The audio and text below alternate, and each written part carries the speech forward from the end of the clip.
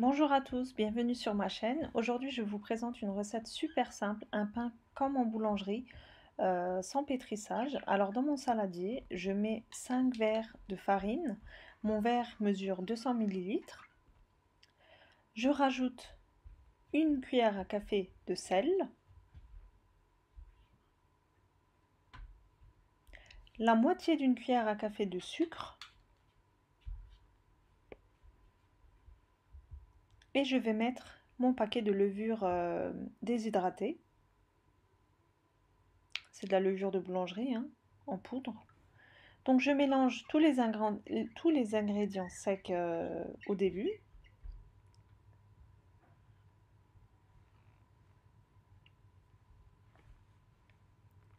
Ensuite, moi, pour donner plus de goût à mon pain, j'ai voulu rajouter un verre de farine de blé complète, de blé complet avec aux céréales en fait. Mais vous pouvez très bien faire moitié-moitié. Mais moi, j'ai rajouté juste un verre et malgré ça, c'était quand même délicieux. Mais vous n'êtes pas obligé, vous pouvez très bien faire avec de la farine normale. Dans ce cas, il faudra utiliser 6 verres de farine blanche. Ensuite, je verse 2 verres et demi d'eau tiède. Ça, c'est très important pour que la levure fonctionne, fasse son effet, parce qu'avec de l'eau froide, elle ne s'activera pas. Et je mélange avec ma cuillère, tout simplement. On n'a pas besoin de pétrir cette pâte, c'est une pâte, je dirais même magique. Pour un résultat pareil, franchement, c'est une pâte magique. On n'a pas besoin de la pétrir. J'ai exprès pas accéléré le temps que je mélange pour que vous voyez réellement le temps que ça m'a pris. En même pas 2 minutes, c'est prêt. On incorpore bien la farine, on écrase bien la pâte. Dans le fond de mon bol, il restait un petit peu de farine, donc j'ai rajouté quelques gouttes d'eau. Au total, j'ai utilisé 2 verres et demi, donc la moitié de mon troisième verre. Comme vous voyez, juste quelques gouttes pour ramasser la farine qui reste dans le fond du saladier. C'est une pâte qui se ramasse très vite. Et pour les gens qui n'aiment pas pétrir la pâte, etc., bah, c'est une recette idéale. Vous pouvez la tester les yeux fermés et vous aurez un résultat quoi qu'il arrive. Donc, dans le positif, hein, donc n'ayez aucune crainte pour tester cette recette. J'écrase bien ma pâte pour incorporer les derniers morceaux de farine. Une fois que la pâte s'est ramassée, on n'a plus besoin de mélanger en fait, hein. Comme je disais, c'est une pâte qui n'a pas besoin d'être pétrie. Voilà, donc l'autre moitié, je ne l'utilise pas.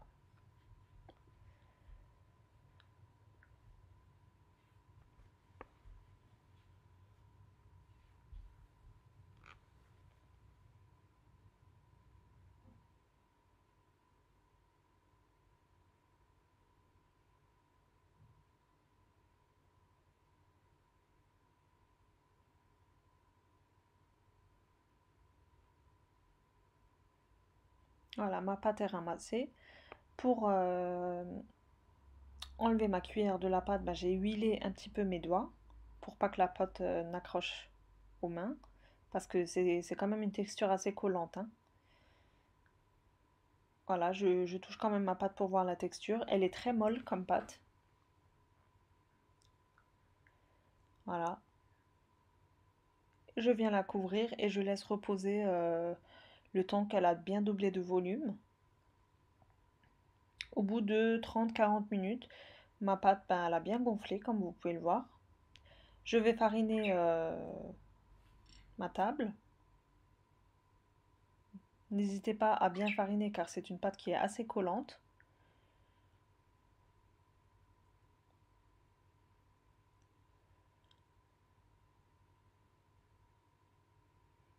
Et sans trop travailler la pâte, je vais directement passer à l'étape du pliage. Je ne vais pas faire une boule comme j'aurais fait habituellement. J'aplatis légèrement ma pâte et je la plie d'abord au milieu en deux, puis les côtés. En fait, on la plie en carré à chaque fois. Et je la retourne et je fais la même opération pendant, on va dire, au moins 5 fois. vous pouvez aller jusqu'à 10 fois. En fait, plus vous ferez de pliage comme ça, plus votre mie sera aérée, vous aurez un meilleur résultat après la cuisson en fait. Le pliage, c'est une étape assez importante. Mais franchement, c'est super simple, hein. Comme vous le voyez, ça prend pas de temps. On n'attend pas entre chaque pliage. Et vu que la pâte est très molle, c'est super simple à faire.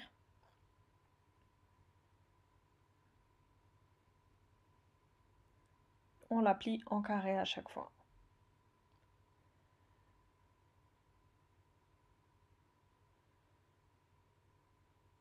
Moi, je l'ai fait 7 ou 8 fois, le pliage. À la fin, je vais ramasser ma pâte pour former une boule à mon dernier pliage. Donc j'ai bien ramassé les côtés comme vous le voyez. Je le mets en dessous, je farine légèrement pour pas que ça colle. Et avec la paume de mes mains, je vais tourner mon pâton entre mes mains pour rentrer les bords vers l'intérieur, pour avoir une belle surface bien ronde, bien lisse en fait. J'espère que vous arriverez à comprendre avec le coup de main que je fais. Les bords en fait on les rabat vers l'intérieur en fait, pour avoir une boule bien lisse au niveau de la surface. Une fois qu'on est satisfait du résultat, on va la transvaser dans un saladier où on aura déjà mis du papier sulfurisé. Ce papier sulfurisé va nous aider à transférer notre pâte dans la cocotte tout à l'heure. Je fais cette étape dans le saladier parce qu'il faudra qu'on préchauffe la cocotte tout à l'heure. J'ai fariné le fond, je mets ma pâte et dorénavant je ne vais plus la toucher. Elle va rester dans ce papier sulfurisé. Je recouvre de nouveau et je laisse gonfler au moins 30 minutes de nouveau pour qu'elle double de volume. N'hésitez pas à la couvrir, sinon le dessus sera sec.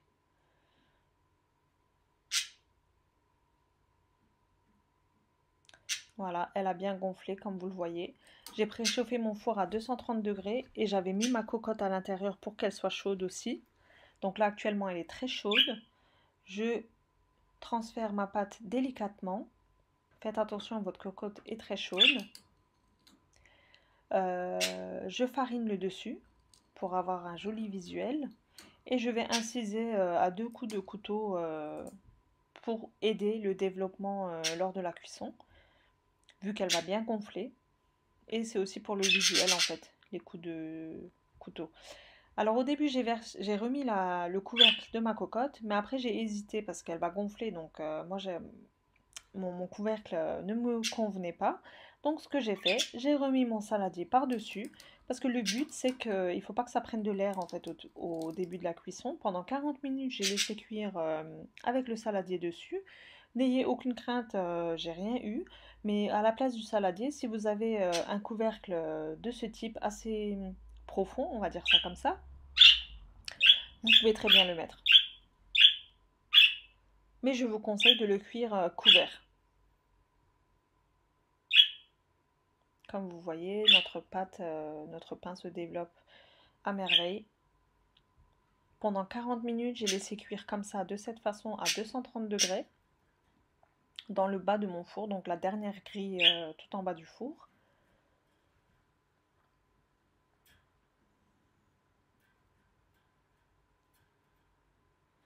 Au bout de 40 minutes, j'ai sorti mon pain du four.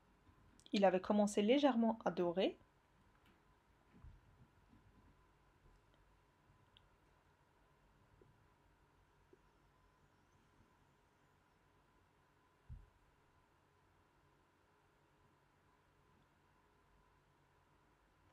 Et j'ai enlevé délicatement le saladier. Donc faites attention, c'est très chaud.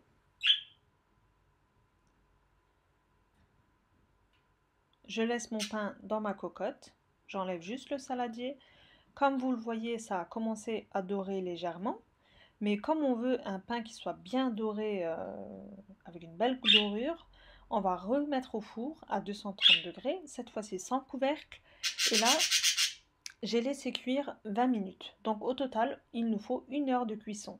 Là, au bout de, après les 20 minutes de cuisson sans couvercle, voici mon pain sorti du four. Bien doré, malgré qu'on n'a rien mis sur le dessus. Il est doré à merveille. Voilà. Donc, j'espère que cette vidéo vous aura plu. N'hésitez pas à reproduire cette recette et j'attends vos commentaires, vos likes. Et si vous n'êtes toujours pas abonné à ma chaîne, n'hésitez pas à vous abonner, ça me fera toujours plaisir. Ainsi que de partager ma page sur vos réseaux sociaux. J'espère que cette vidéo vous aura plu. Je vous dis à une prochaine vidéo dans une prochaine recette.